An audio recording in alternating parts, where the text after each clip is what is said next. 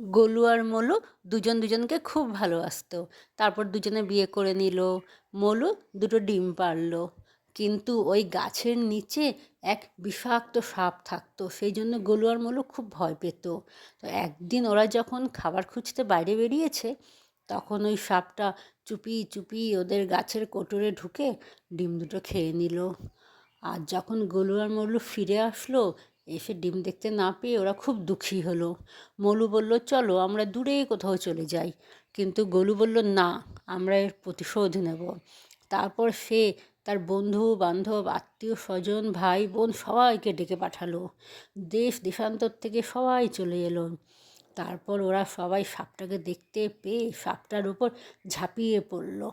তারপর কামড়ে কামড়ে সবাই মিলে সাপটাকে মেরে মেরে তারপর মেরে ফেললো। এদিকে গোলু আর মোলু তখন আবার সুখে থাকতে লাগলো। মোলুর একটা মেয়ে হলো।